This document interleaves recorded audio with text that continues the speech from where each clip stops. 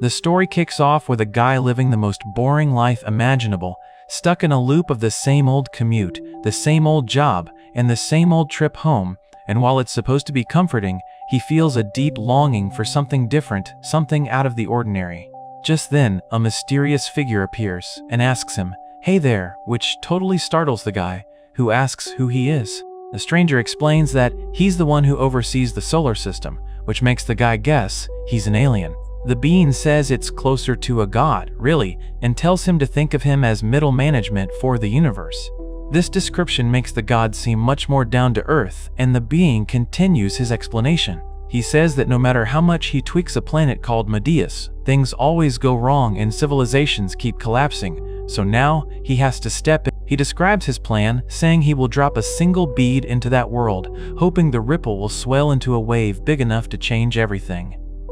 He then points to the guy and tells him that he'll become that single bead. The guy is completely shocked and says you can't just spring something like that on him, but the god casually informs him that he's already died.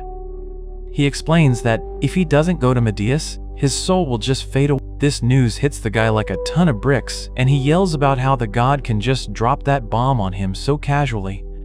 The god reassures him that he won't be sent there empty-handed and offers to grant him gifts, whatever he wishes for, calling them special abilities. The guy is confused and asks what he means by gifts, so the god suggests the power to use magic, which piques his interest. The god grants him extreme magical potential and asks if there's anything else he wants. The guy, still processing, blurts out that he wants a cute partner. The god agrees, saying when the time comes, he'll meet her. He then throws in a bunch of other skills, boosting his scouting abilities because gathering materials can be sold for money, and gives him a handy bag to store everything he collects. The god also adds in the world's language and various resistances as a bonus.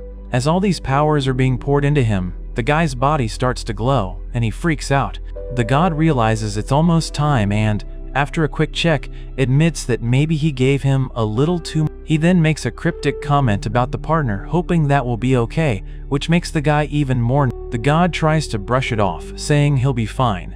But he says it twice, which only fuels the guy's bad feeling about the whole situation as he wakes up in a new world, and his first thought is to find where people live. He spots a settlement in the distance but realizes that showing up penniless won't even get him a meal. He remembers the god boosting his scouting skills for gathering materials, so he decides to try it out. He shouts, activates scouting magic, but nothing happens.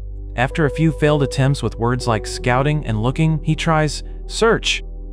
And suddenly, glowing spots appear all around him. He figures out that these are the locations of materials and that the magic activates with the right command word. He then experiments to see if he can get more details and tries scan on a plant, which works perfectly, identifying it as a rank B moonlit herb. Thrilled with his awesome new magic, he starts gathering everything that's glowing, collecting acani mushrooms and eprar leaves, though most of it is. He then spots a beautiful stone and scans it, only to find out it's hammer anteater droppings, which is basically high-ranked poop. He figures out that tradable materials show up with icons that he can track with his scouting magic. With a decent haul, he decides to head to the village before sunset. There, he meets a tall man from the village watch named Marlowe, who notes that a material gathering specialist is a rare sight. Marlowe tells him his name is Takaru and directs him to the general store since they don't have a dedicated materials shop. Takaru goes to the store and shows the shopkeeper his collection. The shopkeeper is immediately amazed by the hammer anteater droppings, praising their exceptional shape, strength, and color. He offers 5 silver coins for it, but Takaru has no idea about the local currency, so he asks how much a night at an inn costs.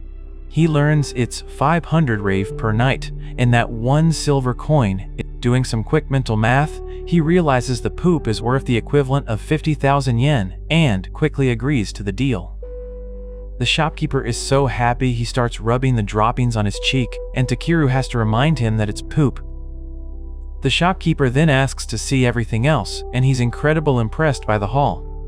He asks why Takeru brought it all to a backwater village, and Takeru explains he's been traveling and collecting materials. The shopkeeper then offers him a job to collect some misral ore from the eastern mountain. Takeru agrees and sells all his materials for a whopping 360,000 rave, which he calculates is like $3 million. He's ecstatic until the shopkeeper casually mentions there are monsters up on the mountain. Later at the inn, Takeru is relaxing but desperate for a bath. The inn staff brings him some hot water for 30 rave, but it's just a small bucket for wiping himself down. He asks about a proper bath, but he's told only nobles have those. He learns that some mages can clean people with magic, which gives him an idea. He thanks the staff, giving them a huge tip, and then experiments with his own magic. After trying a few words, he shouts, "Clean!" and a wave of magic washes over him, making him spotless. While it's convenient, he still feels unsatisfied as a bath. The next day, he heads out and finds a collapsed security corps member. He can't just walk away, so he sets up a magical barrier and uses ingredients he has and some wild greens to cook up a special meat soup for the man. He then enters the Forest of White Trees, also known as the Forest of Ancient Dragons, a dangerous zone where monsters are rampant. He finds it strangely silent with no living things around and jokes that maybe it's because he smells bad. He uses his magic to look for ore and eventually finds a cave. Inside, he uses blaze and eruption spells to blast his way through and finally finds some mithril ore, but it's a very small. An earthquake starts, but he decides to push deeper into the cave. He discovers a massive underground lake with water so clear he's never seen anything. He uses scan and is shocked to find it's rank SSU underground magic. Water from the lair of an ancient dragon. He realizes the dragon's mana must be in the water, meaning one must have lived there. Just as he's about to taste the water, a powerful voice demands to know who dares awaken it from its slumber. Takeru is startled, but then the ancient dragon, Voldius, appears. Instead of panicking, Takeru uses his customer service skills from his old job and bows deeply, apologizing for trespassing. Voldius is impressed by his steady nerves and senses overwhelming magic power pouring from him, which is what woke the dragon up. Voldius explains that he needs Takeru's pure power to revive his child, as the stagnant, tainted mana in the area is preventing the egg from hatching. As a reward, he offers magic mithril ore. Takeru agrees and is shown a gigantic egg. Voldius tells him to pour his magic into it, so Takeru decides to try warming it up with a heat spell. The magic goes out of control, causing a massive energy surge. Suddenly, Takeru is pulled into a strange void where another god-like being appears. This new god complains that Takeru is already spreading ripples everywhere and messing with the world he's been tinkering with for hundreds of thousands of years. Annoyed by the ridiculous blessing the first god gave him, this new being decides to thin it out a bit to make things more interesting. He also reminds Takeru that he's the one who wished for a cute partner before sending him back. Takeru's vision clears, and he's back in the cave with Voldius. He hears a pewy sound and sees that the egg has hatched into a small black dragon. The baby dragon chirps at him, and Voldius asks him to give it an alias. Takeru thinks for a moment and suggests B for Black, which the hatchling seems to like. Voldius declares it a fine name, B for Black Voldius, and tells his child to roam the vast world to its heart's content. A system message appears, announcing that the ancient dragon hatchling, B for Black, has joined Takeru's party. Takeru is in disbelief, asking Voldius if he's really entrusting his newborn child to a complete nobody like him.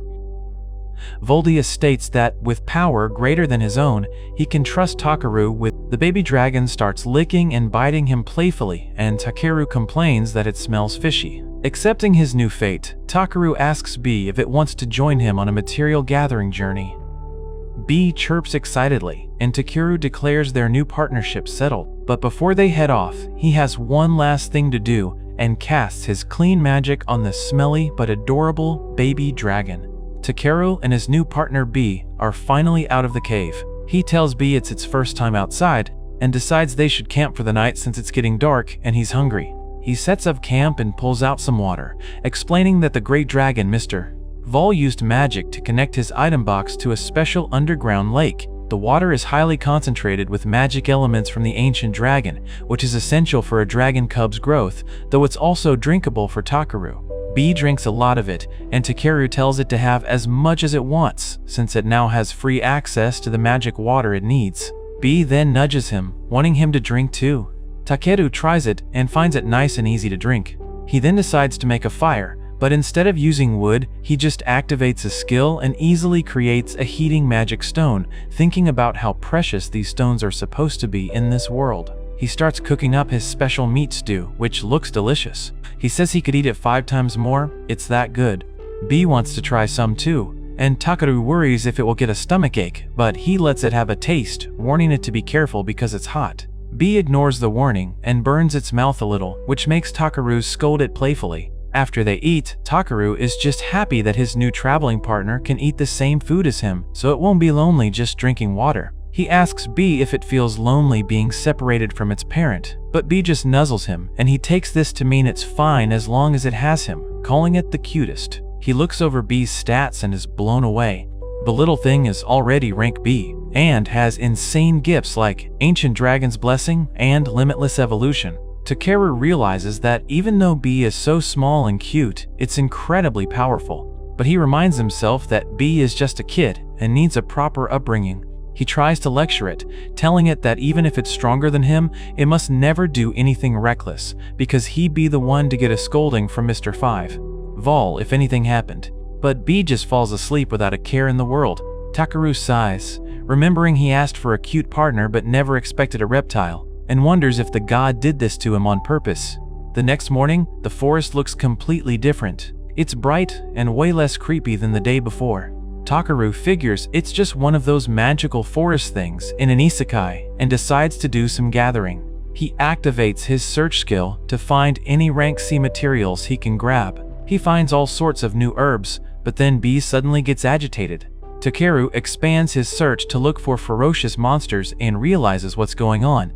Before, monsters stayed away because of his smell from the cave, but now that he's clean, they're coming for him. He's not too worried though, since fighting monsters means he can get some good materials. A huge rock falcon attacks, a ferocious carnivorous bird. His scan tells him its meat is sweet and delicious, so he stops seeing it as a monster and starts seeing it as a flying ingredient. He calmly puts up a shield to block its attack and then launches an ice needle, taking it down instantly. He tells the dead monster that he doesn't do needless killing, but since it was hunting them, they'll hunt it back to live. Just as he collects the meat, 6 more monsters appear, ferocious serpent wolves. Takeru buffs himself up, casting quick to raise his speed and reduction to make his body lighter. He dodges their attacks and then casts hard on his hands and feet, turning them into weapons. He punches and kicks his way through the pack, taking them all down one by one. But more monsters keep coming, and he realizes he can't keep fighting his way out of the entire forest. Just as he's getting overwhelmed, B steps in. It grabs him and starts flying straight up. Takeru is shocked by its strength, but helps out by casting reduction on himself. B flies higher and higher at an insane speed. When they finally land, Takeru is dizzy and covered in something stinky but is alive. He looks around and realizes they're right back where they camped the previous night. He can't believe how fast B flew. He thanks it for helping him out, but asks it to hold back a little next time since he's only human. B just chirps happily, ready to do it again. Now that they're safe, he checks his map and sees they're about a day's walk from Tormi village. While they walk, B gets curious about a branch in Takeru's bag. He shows it the Yggdrasil branch, explaining it's from a famous legendary tree, but is currently asleep. B suddenly breathes on it, and the branch awakens, glowing with power. Takeru is totally confused, wondering what a gatherer is supposed to do with a magic staff, and worrying it will make people think he's a sorcerer. Suddenly, B senses something and runs off. Takeru follows and finds a collapsed elf. He assumes she was attacked by a monster, but then he hears a loud rumbling sound coming from her stomach. She weakly tells him she hasn't eaten in 3 days. Takeru gives her some water and then offers her the special lunchbox he got from the innkeeper. The elf girl devours the food, calling it divine, and saying she feels like she's about to ascend to heaven. Takeru thinks anything would taste that good if you were starving. He asks her how she ran out of food when the village isn't that far, and she mumbles that she was in a hurry. He then bluntly tells her that she stinks like manure, completely shattering his image of elves smelling like a spring breeze. The elf is horrified and yells that he can't just say that. She explains she had no choice because she was camping for days. She thanks him for the food but says calling someone stinky is too rude, and she storms off in a huff. After that strange encounter, Takeru and B finally reach the edge of the forest. B spots a carriage in the distance. Takeru approaches it and meets a family on their way to Tormi village. The father, Polan, and mother, Eliza, offer him a ride. Takeru is hesitant because of his large size, but their kids, Yunan and Kane, get excited and call him a big, funny mister, inviting him to sit with them. Takeru notes how kids in this world seem to like him, which makes the adults less wary. He gets on, and Eliza tells him that the people of Tormi always help each other. Takeru asks if they're not worried he could be a bandit, but the kids show him a magic bell that would have rung if he were a bad person. They all introduce themselves, and then the kids hear a noise from Takeru's bag. They want to see what's inside, and since Eliza says adventurers often have monster companions, Takeru decides to show them. He brings Albi, telling it not to bite or make a racket. The kids immediately fall in love with it, calling it cute. Eliza is shocked and asks if it's a dragon cub. Takeru says it's a black dragon cub, carefully leaving out the ancient part. This leads them to ask if he's a dragon knight. He explains he just found an egg and hatched it, which shocks them even more. With a dragon on board, the family feels completely safe. When it's time for dinner, Takeru offers to cook. He pulls out all his cooking gear and ingredients from his item box, which makes the kids think he's a sorcerer. He whips up a huge feast of meat stew, steak, and salad. Everyone is blown away by how delicious it is. Polan even starts crying tears of joy, explaining that they've been eating nothing but dried meat on their journey, and he's just so happy to see his children enjoying such a wonderful meal. The kids are so impressed they declare Takeru is a mage of magical taste. Takeru reflects on this moment, realizing that sharing a meal and laughing with others is something he never experienced back on Earth. For the first time, he feels like he can truly smile from the bottom of his heart. Takeru gets ready to leave with Polan's family, and Polan notes that people who take good care of their tools are good at their jobs. Takeru is thinking that being a gatherer might actually be his calling. After a quick breakfast, they depart for Tormi village with B riding along. Soon they see the village in the distance, and Takeru announces that he's back. Polan's family thanks him for everything, saying he saved them from having to walk all the way back. As they part ways, the villagers comment that Polan's return means spring is almost here. Takeru learns that Polan sells knitted goods in a warmer region during the winter, and since he couldn't hunt, he and his family barely had any food or goods to trade, which explains why he was crying tears of joy when he ate Takeru's cooking. Takeru feels incredibly blessed to have his skills that allow him to gather materials so easily. He then remembers he needs to report back to Jerome about the mithril ore he was tasked to find. He had mixed in a very special mithril magic ore with the regular ones, and he wonders how Jerome is doing with it. Just then, Jerome comes running up, yelling for Takeru. He tells him he found something outrageous, a mithril magic ore. Takeru just says he knows, which shocks Jerome even more. He asks how on earth Takeru found a legendary level object. Takeru asks if it's really that valuable, and Jerome explains that it's basically a lump of pure powerful magic. He tells him that just a couple more of those would be more powerful than all the magic stones in the entire country. Takeru is stunned, realizing just how strong it is. He tries to downplay it, saying he just happened to find it by accident, but Jerome isn't having it. He tells Takeru that even if it was just lying on the ground, Takeru was the one who picked it up, proving he has a real talent for finding things, even if he is lucky. But then he calls Takeru out for having zero common sense about the value of his finds. Because of this, Jerome has a proposition for him. Takeru should go to the city of Belkheim. He describes Belkheim as a massive, thriving city, tens of times bigger than Tormi, with all sorts of information and a proper adventurers guild. He tells Takeru he can learn some common sense there and find more people willing to buy his materials. Jerome admits it's a shame to lose someone so skilled, but he's also thinking that if Takeru becomes famous and advertises for Tormi village, his own store will thrive. Takeru isn't really planning on becoming famous, but the idea of a huge city intrigues him. He looks up Belkheim in the Adventurers Guild, and the idea of traveling the world and seeing new things as an adventurer sounds perfect. So he decides that the guild in Belkheim is his next goal. But first, he wants to relax in Tormi for a little while longer. Before he leaves, he gives some powdered rock falcon bone stock to one of the villagers as a gift. Everyone is sad to see him go, and they load him up with tons of food, including a lunchbox for the month-long trip to Belkheim. Takeru is grateful he has his item box to store everything. He still has the mithril magic ore that Jerome never bought from him, so he decides to use it to make a parting gift for the village to thank them for all their kindness. He uses his magic to fuse and bond the ore into a new item. Just as he's about to leave, he gives the finished magic item to the village elder, Marlowe. He explains that it will create a barrier around the village that prevents anyone with ill will from entering. He says it's his thank you gift and a wish for their safety until he returns, because Tormy Village is his home now.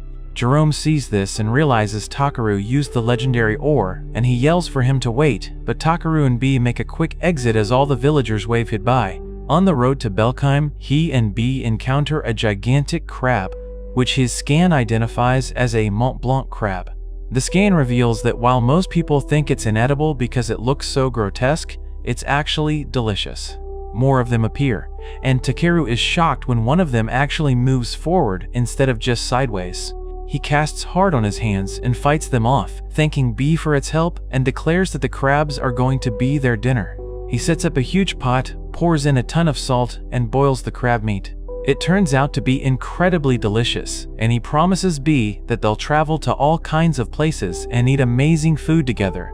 Finally, they see the massive walls of Belkheim. He scans the city and learns it's a bustling center of commerce with a population of 10,000, half of whom are adventurers, and it's home to the continent's top guild, Europa. At the city gate, there's an inspection. Takeru uses magic to make his item box look like a normal bag. The guard is surprised to see a material gatherer and asks if he's there to sell things. Takeru says he's interested in the Adventurers Guild. The guard uses a magic item called Avals to appraise him for security. Takeru decides to scan what the Avals is seeing and finds it shows a very simplified version of his status, hiding most of his powerful skills. It also shows something called Dragon's Blessing, which Takeru figures is because of B. The guards are surprised when they see B, calling it cute but immediately identifying it as a dragon. They ask Takeru to put some kind of mark on it to show it's his partner, so he uses a ribbon he got from Pollen's kids. The guards say they'll need to report a dragon entering the city to the mayor, but it should be fine. After getting directions, Takeru and B head into the city, and Takeru is completely amazed, feeling like he's truly in another world. He goes straight to the Adventurers Guild, a huge rectangular building. Inside, a receptionist named Ariana welcomes him to Europa. She gives him a registration form, and he's relieved to find that some skill he has allows him to write the local language perfectly. Ariana sees he's a material gatherer and asks if he has any combat experience. Takeru casually lists the monsters he's fought, including the delicious crabs. She asks for proof, so he just pulls the giant Mont Blanc crab corpse out of his item box right in the middle of the lobby. Ariana and everyone else are completely shocked, not just by the giant crab but by the fact that he has an item box. Another guild staff member rushes over and uses Avals on Takeru, then tells Ariana he's blue, meaning he's not a troublemaker. Takeru says the crab is just for his dinner, which shocks them even more because they think it's inedible. As the registration continues, Ariana asks if he's traveling alone. He introduces B as his partner, and the moment everyone realizes a material gatherer has a dragon, the whole guild erupts in murmurs. People start calling him a promising newcomer and saying they want him in their party. Overwhelmed by the attention, Ariana quickly pulls him into a back room to finish the process. He officially becomes an adventurer, starting at F rank, and gets his guild card. He happily notes that the color of the card matches the ribbon B is wearing. Takeru completes a quest, delivering the belongings of a deceased F rank adventurer named Belria to his family. The family is grieving, and the father explains that his son took a dangerous quest to gather healing potion materials to buy medicine for him, feeling immense guilt over his son's reckless but selfless act. After offering his condolences, Takeru asks the father if he can do something for them, and a bit later he's shown gathering a huge list of materials, 8 Eprara leaves, 6 Polivant roots, and 20 each of Ruri and Akane mushrooms, which are unusually large. Back at the guild, the receptionist Ariana tells him the client was extremely satisfied and wants to specifically request him in the future. Takeru is honored, but then Ariana shows him a massive pile of requests asking just for him. He gets a bit overwhelmed and says he can't possibly take them all, but agrees to handle some of them. Later, Takeru is relaxing at a public bath, which has become his favorite spot to unwind after being in the city of Belkheim for half a month. He runs into a lizardman named Clay, who notes his old wound is acting up and predicts it's going to rain soon. Clay then brings up the rumors he's heard about Takeru using healing magic on a sick person in the slums without asking for any payment. Takeru just plays it cool, saying he was just imitating something he saw before. Clay warns him that being so unselfish could get him in trouble with doctors who actually charge for their services, but Takeru just laughs it off. Clay then asks why Takeru hasn't raised his adventurer rank yet, but Takeru says he's perfectly satisfied with his current F rank. He insists he has no greed, except maybe for a really sharp pair of scissors for harvesting materials, which isn't what Clay was talking about. Clay just tells him he needs to learn more about common sense. Takeru has the same conversation with the guild staff, who keep pushing him to raise his rank. He tells them he's not interested in climbing the ladder because it will just lead to more troublesome stuff. He just wants to take it easy at the lowest rank and live a peaceful life. Just as he's thinking about his precious peaceful life, an alarm blares through the city. Goblins are attacking. His peaceful life is immediately shattered. The guildmaster starts yelling orders, telling all adventurers ranked D and higher to gather at the northern station and to bring any available healers. He asks his staff if any A-rank adventurers are in town, but the only one available is Clayston, the Dragon King of Honor. The master immediately orders him to be called. Takeru, being a lowly F rank, thinks none of this is his business, but he gets drafted into the fight anyway. The adventurers are rallied to defend the bridge crossing the Zalways River to stop the goblins from reaching Belkheim. Everyone is super pumped up like a sports team, but Takeru, who sees himself as more of a liberal archetype, feels completely out of place. Some higher-ranked adventurers notice him and tell him not to get in their way, assuming he'll be too scared to do anything. Suddenly, the guildmaster Roder approaches him. He says he's heard incredible things about a certain material gatherer from the guild's appraiser, Grit, and realizes Takeru is the one.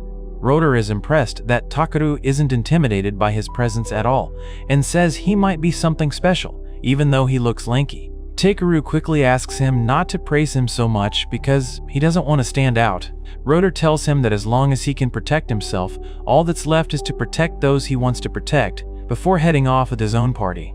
A guild staffer named Muesli apologizes for the master's pushiness and then gets all fired up, saying she can use a bit of healing magic and they shouldn't disappoint the master. But as they get closer to the battle, it's clear Muesli is terrified. She's shaking uncontrollably. Takeru steps in to calm her down, telling her it's okay to be afraid on a battlefield. He advises her to focus on her role as a healer since nobody is asking her to fight. He tells her that fear is what makes people stand up and fight to survive, and that she has the power to do what she can to help. His words completely change her demeanor, and she becomes determined to do her best. Clay overhears the whole exchange and is surprised to see Takeru being so passionate. Takeru just brushes it off, saying he was trying to prevent things from getting troublesome later. Clay is hanging back from the front line because his old wounds are acting up, making it hard for him to move freely. Takeru notices the huge scars on his back, and Clay asks if he thinks they're a warrior's shame from running away. Takeru replies that a wound on the back could also be from protecting someone, and the important thing is that he's still alive and can continue protecting others. Suddenly, a huge crash is heard. The guildmaster's formation has been broken. The main goblin army will be upon them soon. Despite his injuries, Clay declares he's going to the front line to protect everyone, even if it breaks his body. Takeru points out the obvious flaw in that plan. Inspired by Takeru's earlier words, Muesli rallies the remaining defenders, saying they'll all do what they can to make sure everyone returns alive. Takeru realizes he can't avoid trouble anymore. He deploys a powerful barrier and a magic shield to fortify their position and tells Muesli he'll go look after Clay. He sends his familiar, B, to take out a few approaching goblins. Some adventurers retreat back to their position, explaining that a high-ranked goblin sergeant appeared and shattered the front line. They say Clayston saved them, but they got separated from him. Just then, the goblin sergeant appears, and Clay is fighting it all by himself.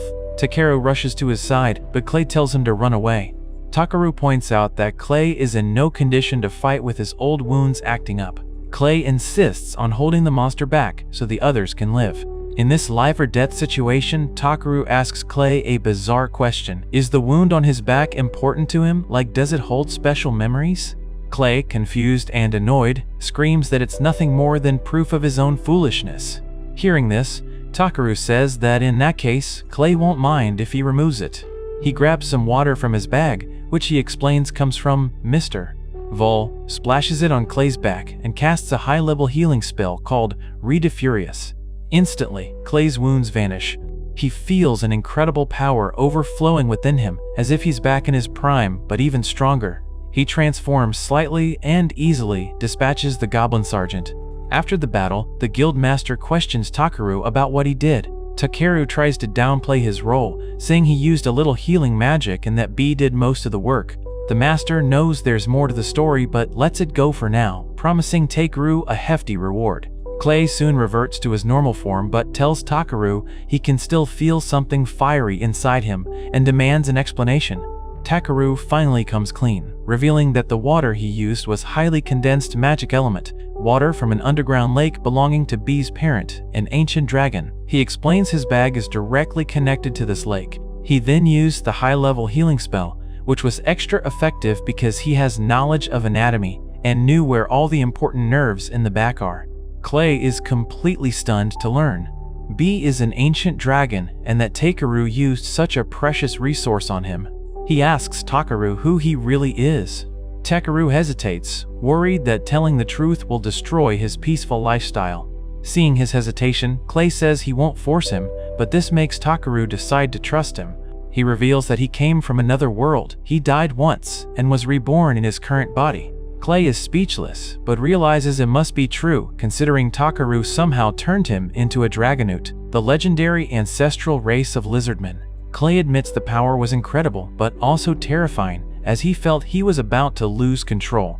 Takeru casually suggests he'll probably get used to it someday, which finally makes Clay snap. He yells at Takeru for being so nonchalant about everything, and declares that he's going to give him a long, serious lecture about how the world works.